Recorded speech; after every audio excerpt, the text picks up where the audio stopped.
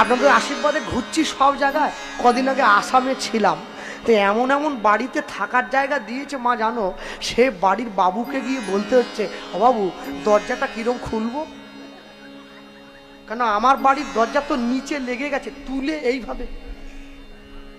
আর ওখানে তো সব সুইচ টুইচের ব্যাপার, ভেঙে গেলে এক পালা গানের টাকা দিলেও দরজা ঠিক হবে, বিরাট ব্যাপার, আগে জেনে নিতে হয়।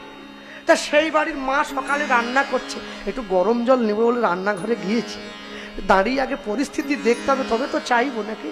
আমি জানি মা ডেকে দিলে সব ভুলে যাবে, কিন্তু তবুও রান্না করতেছি, সংসার তো নয় যেন কারাগার।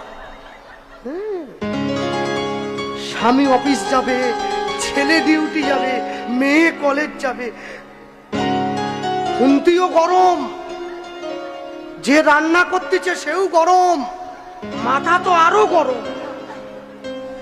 এখন এই তিনটে গরমের থেকে যদি একটা গরমও আমার উপরে এসে পড়ে, আমি তো শেষ।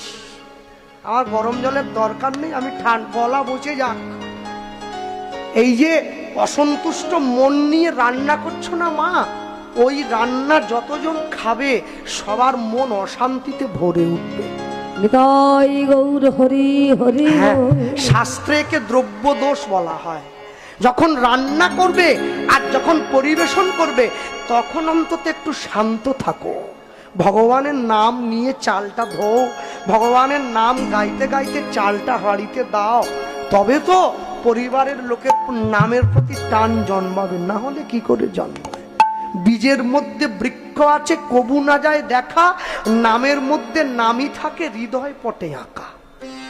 হ্যাঁ, আগে নাম আশ্রয় করবেন, নাম আশ্রয় করলে জগতের সবকিছু ভালো হয়ে যায়। হ্যাঁ, সব সময়ের জন্য জানবেন এই দেহটা চলে গেলে আর কিন্তু নাও পেতে পারেন।